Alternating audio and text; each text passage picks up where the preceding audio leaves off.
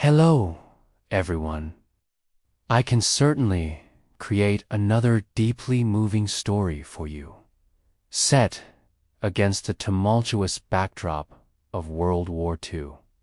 This new narrative, titled The Archivist's Silent Code, transports us to a hidden vault beneath the British Museum in London, immersing us in the life of a young archivist, grappling with the immense pressure of safeguarding historical knowledge and a profound personal secret.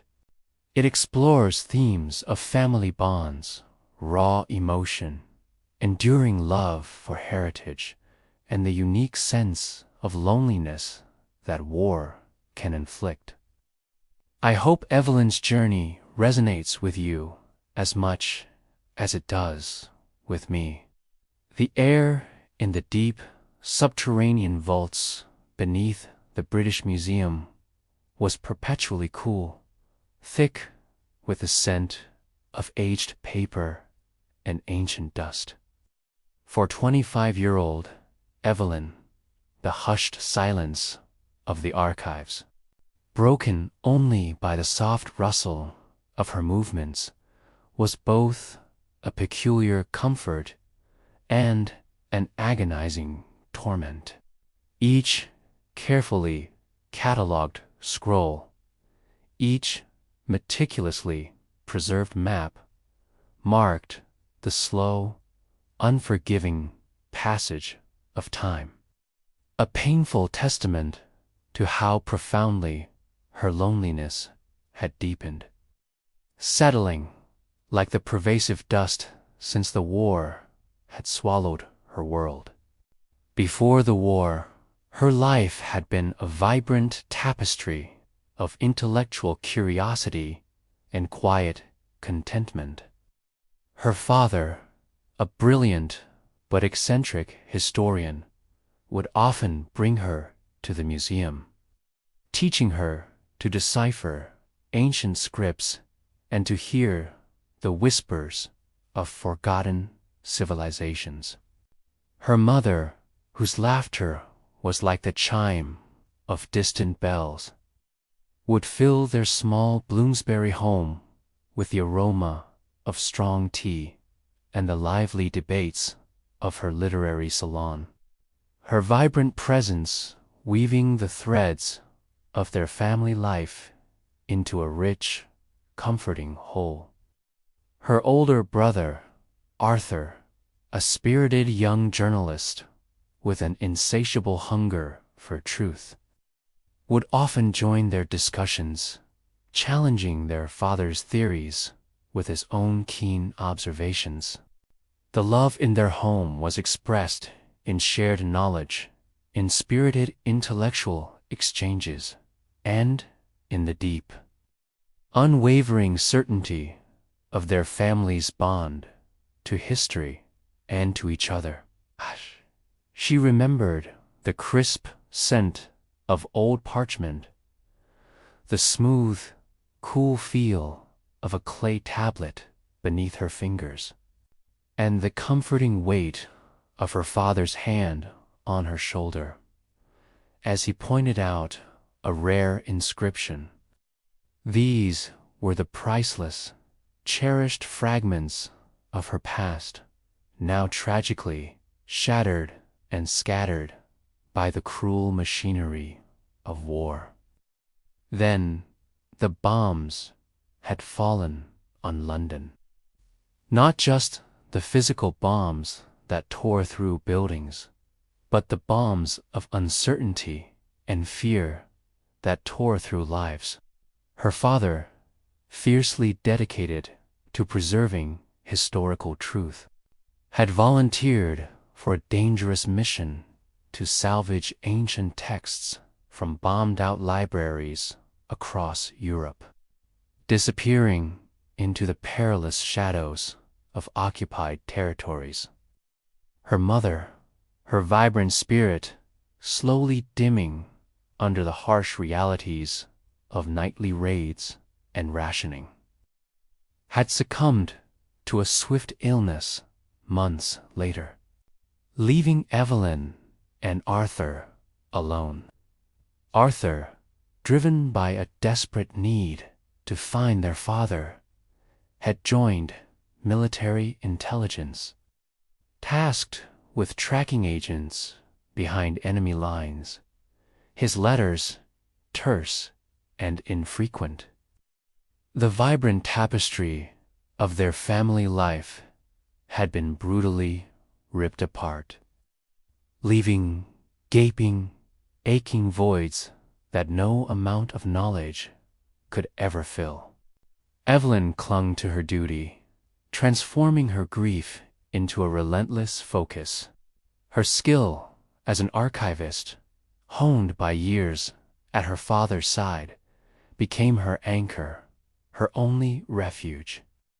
She was assigned to the museum's deepest vaults, caves, tasked with safeguarding its most invaluable treasures, moving them to hidden, bomb-proof chambers. It was a monotonous, nerve-wracking vigil.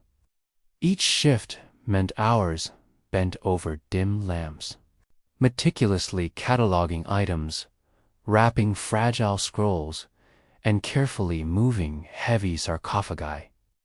The weight of what she protected, the knowledge of humanity's collective memory, hanging in the balance, pressed down on her with an almost unbearable force. The constant anxiety of a single misfiled document, of an error leading to the loss of irreplaceable history, was a sharp blade of emotion that never dulled, always pricking at her nerves, making every movement a potential threat, every silence a deepening dread. Her most profound secret, however, wasn't about the artifacts she hid, but about something far more personal, far more dangerous. It was about the small, meticulously disguised pocket of silence she had created within the vaults, a private compartment behind a false panel in a rarely accessed Roman sarcophagus, where she kept her own personal journal. Here, she meticulously documented not just the movements of museum staff and the occasional German cultural officers, but the whispers of the underground network she had cautiously joined, coded messages from agents, desperate pleas for information, and rumors of her father's movements always just out of reach. This clandestine documentation, this shared defiance against oblivion, was a peculiar, unbidden form of love, born not of physical presence, but of profound empathy and a desperate clinging to hope for a future that remembered its past and for the return of her father. Her only tenuous connection to the outside world, beyond her isolated vault and the constant hum of the ventilation system, was through the occasional, brief visits of a quiet, unassuming museum guard, Mr. Elias Thorne. He was an older man, a retired scholar, whose face was a roadmap of quiet wisdom and unspoken sorrows. He would bring her meager rations and, more importantly, carefully smuggled intelligence from Arthur-coded messages hidden within the spine of a seemingly innocuous book, or tucked into the folds of a newspaper. Elias never spoke much, but his quiet efficiency and the shared burden of their dangerous work forged an unspoken bond. Sometimes he'd just linger for a few moments, sipping his bitter tea. His presence, a quiet comfort in the vast loneliness that enveloped her. His unwavering loyalty and sharp intellect were a profound balm to her frayed nerves. A quiet acknowledgement that she was not entirely alone in this fight.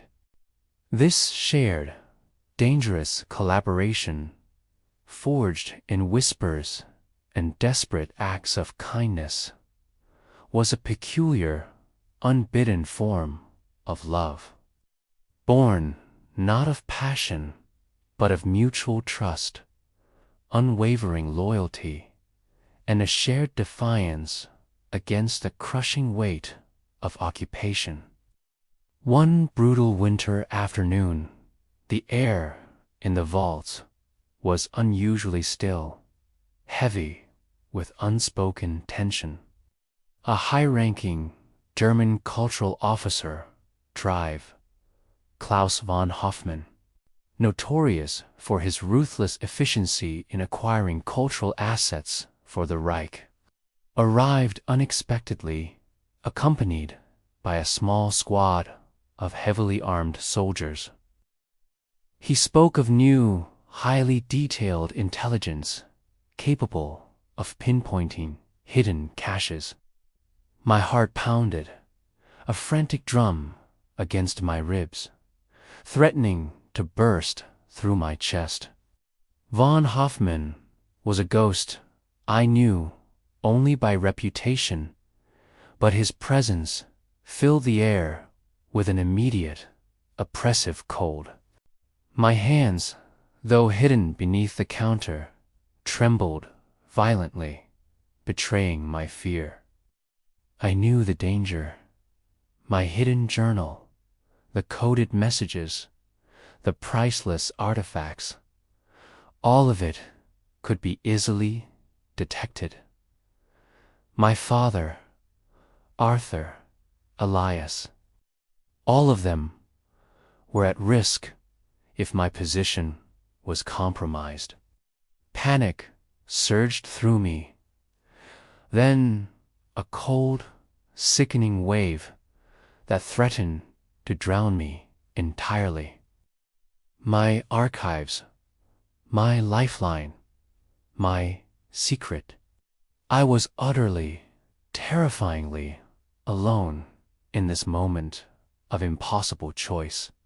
The fate of not just our museum's treasures, but the memories of my last remaining family hanging by a single, fragile thread. I thought of my mother, her vibrant spirit silenced, of Arthur's desperate search for father, instinct sharpened by fear, and a desperate need to protect those still alive. And the precious secrets I held took over.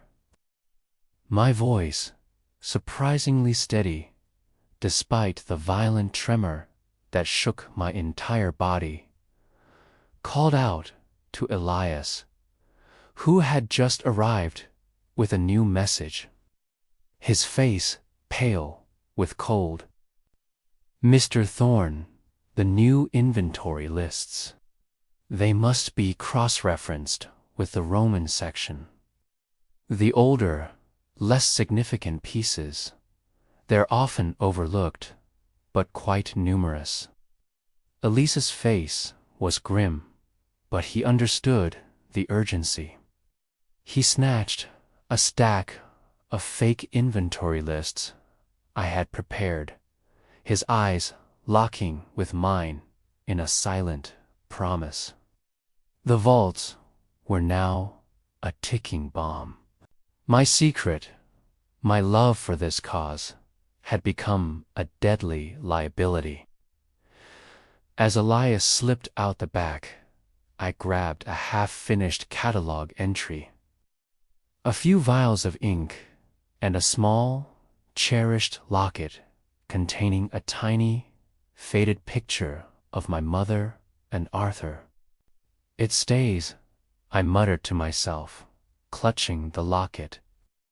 It's the only way to draw them away. It was a lie, a half-truth. It was the only way to buy Elias time, to keep my fragile hope alive. My own loneliness was a burden I would carry, even if it meant risking everything. The next few hours were a blur of constant terror. I moved through the vaults, leaving false trails, scattering fake documents, making just enough noise to draw von Hoffman. His search was relentless, his shouts growing closer, closer.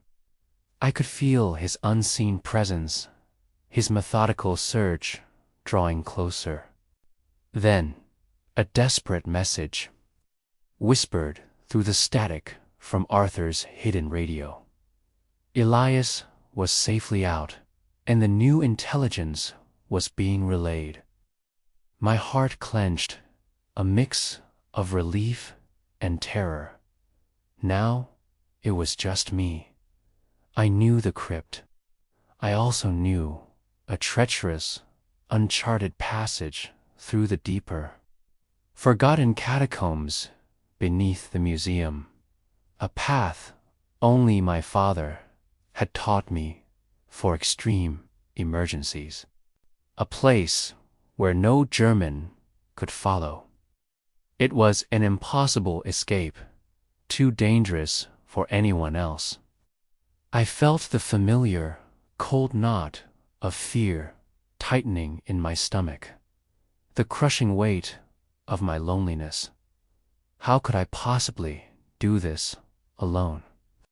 I thought of my father, his unwavering spirit, his belief in truth.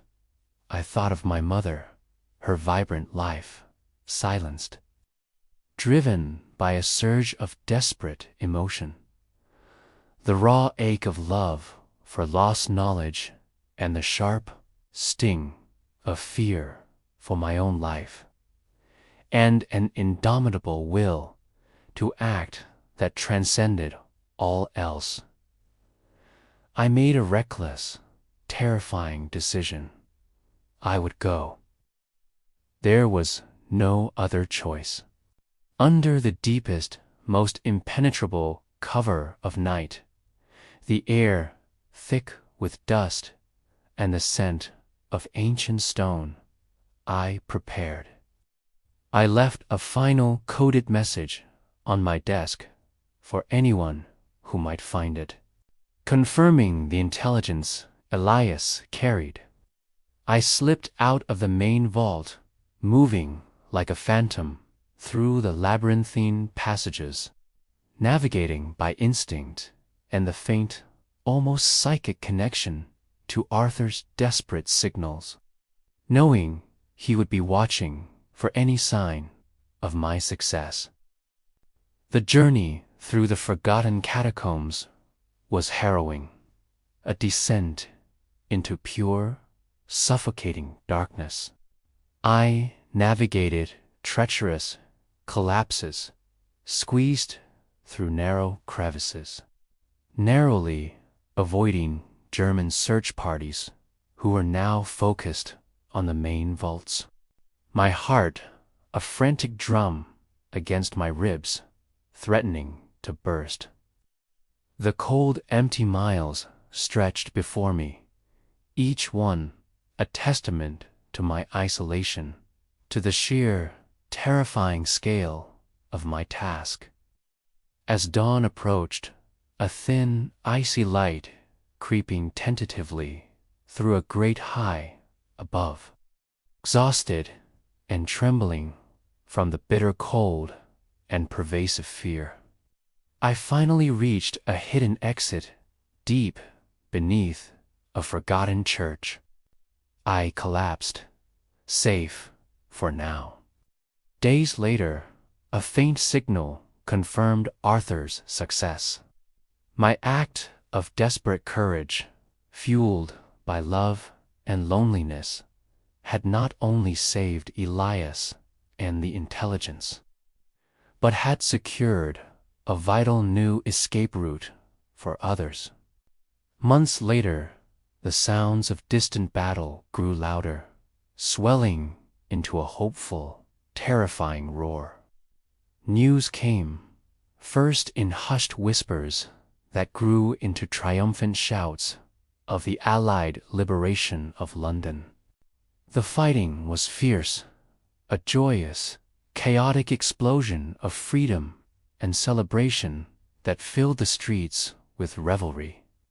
One morning, as I emerged from my hidden refuge, preparing to rejoin the museum staff, I found a small, unmarked packet nestled near the hidden exit. Inside, nestled in a piece of fine cloth, was a small, perfectly preserved, ancient Greek coin, a rarity, a genuine treasure. Tucked beneath it was a small, folded note with a single German word, elegantly penned, Bewahre. Klaus von Hoffman was gone, swept away by the relentless tide of war. His fate unknown, leaving only this quiet, profound testament to his own hidden complexity and fragile humanity. A silent, poignant farewell, a final, shared secret between us. London would eventually heal, slowly, painstakingly, from the deep, ugly scars of the Blitz, the wounds fading but never truly disappearing. Arthur returned, gaunt but alive, his eyes holding a new, deeper understanding of the battles fought in the shadows. We would continue our work, our archives and signals, carrying not just intelligence, but a shared promise of a better future. The family I yearned for would always remain incomplete, a profound absence that would never entirely leave me, a shadow in the corner of my heart. But the spirit of resistance, nurtured in the quiet hum of the vaults, would bloom anew, stronger than ever. I would never forget the suffocating loneliness I had carried, the raw, visceral emotion of my constant fear, the profound love that had driven me through the darkest hours, and the silent, utterly unexpected compassion of a stranger on the other side of the conflict. Our museum, once just a building filled with artifacts, would forever stand as a silent witness to a courage born of desperation, and precious secrets kept safe through the darkest of times. Its quiet halls now echoing not just with scholarly murmurs, but with the vibrant, enduring truth of history forever free.